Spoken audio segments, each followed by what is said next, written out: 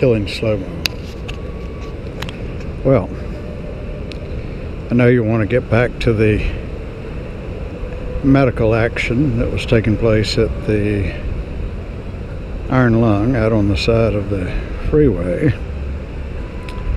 Dr. Bedak was in there. The scooper was helping the best he could from the side. Hillary was on her back, and she was semi-conscious at this time, being slapped across the face a few times, like in the movies, to wake her up. This was one of Bedak's basic medical techniques that she had learned from watching the movies. Since she was a Democrat, she watched a lot of movies. Excuse me. Hello, sweet.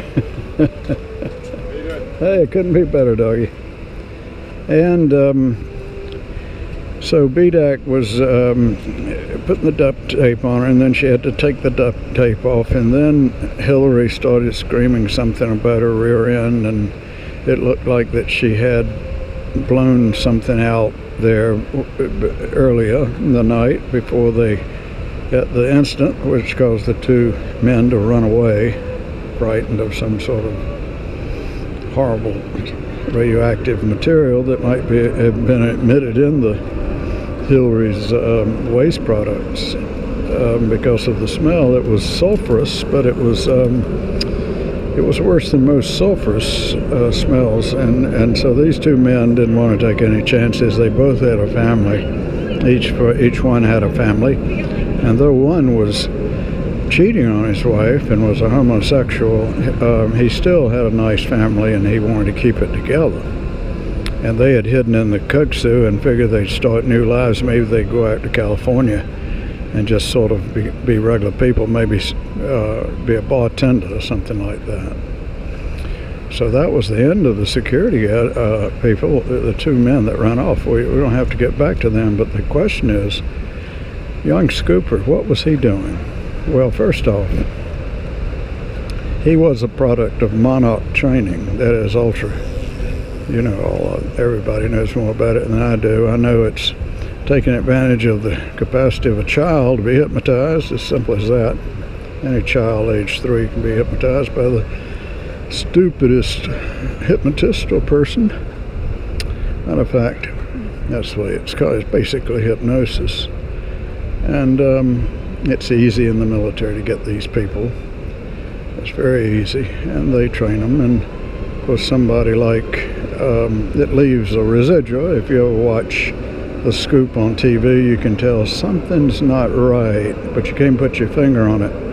That's what a hypnosis, multiple personality. There's one person that's sort of sitting in the corner of the room waiting for his turn, you see, and it gives that kind of vacuous feeling.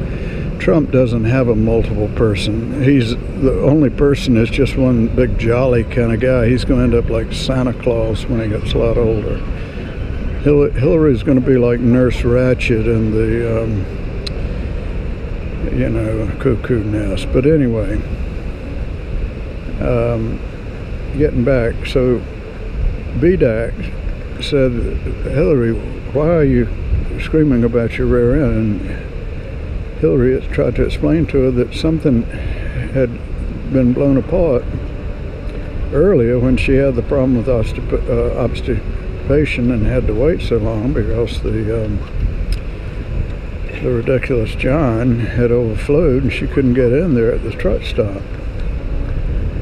And so, Bedak was amazed to hear this story, but she got down there and saw that there was a big problem, that had a big hemorrhoid that had blown open and was causing something of a mess in the iron lung. So Bedak decided that she'd put some sulfur ointment on it, and she did so. And when unfortunately, I think she kind of tweaked it a little bit when she did, because Hillary started screaming and jumped out of actually it was sort of like a fish. If you catch a fish and it hops around on the boat before it kind of succumbs to the inevitable, it kind of bounces around with it. Hillary started doing that and bounced out of the iron lung onto the, actually it was asphalt, but it wasn't the same kind of cement asphalt. It was more that rough kind, cheaper type. And she kept bouncing around out there on the cement. And BDAC was just horrified by the whole thing. BDAC was thinking, like, I didn't go to medical school for this. You know, I thought I was going to be like honored in some way as a great doctor and a healer of people. But now look at me, I'm out here on the freeway, and it's like it's about 4 a.m. and this woman is like, there's feces everywhere. What the hell am I doing here? And she looked over at Scooper, and he was in one of his non-monarch personalities, and kind of staring with a kind of a look, kind of like waiting to be activated into a robot. And Podesta was still in the trunk, looking up at the sky, hoping that he could see a flying saucer. If not a flying saucer, maybe a shooting star. And just for a moment, he would think to himself, that's a flying saucer, and then he would get the feeling, and that would last forever in his case, because he was kind of a stupid, pathetic little man who had signed on to Hillary. It was really a big joke. It's kind of like they all met down in the unemployment office trying to get a job, and they said, hey, why don't we do it together, you know, let's go into politics. Who wants to run, you know, for president? And so they did, and Donna, she was there trying to get a job housekeeping, and they didn't have any work that day, so she joined on with them. Modesta was, you know, he was one of these guys that managed one of the 7-Eleven store. No, not a 7-Eleven. It was a Radio Shack. Yeah, Radio Shack. He managed a Radio Shack, pretty big one. You know, not real small. It was one of the bigger ones. But that's all he did. He knew the difference in pretty much every kind of battery that you might need for a flashlight. That was his main thing. But he decided to go into politics at this moment. You see, Radio Shack had closed down some of their stores, which weren't making much money, and his happened to fall into that category in spite of its size and location, which was all really a good location.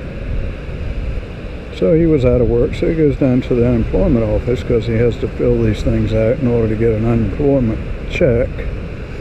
And he's sitting down there, and who does he see? You got it. You got it. The Scoop, right, and Donna, and Hillary, huh? You got it, you got it. There's a few more, and I'll tell you who they are, but they put together this little group, and they said, let's see if we can rip the hell out of this whole country. They said, why not, you know?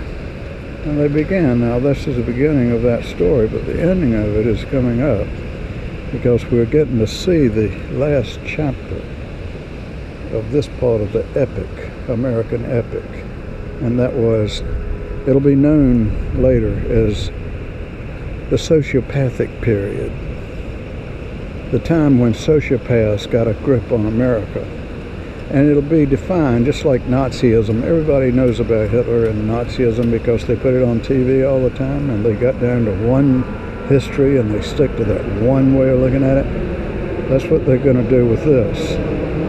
The villain, the biggest villain, is going to be Hillary. She'll be famous for all time as the greatest female villain. I mean, worse than, there's nobody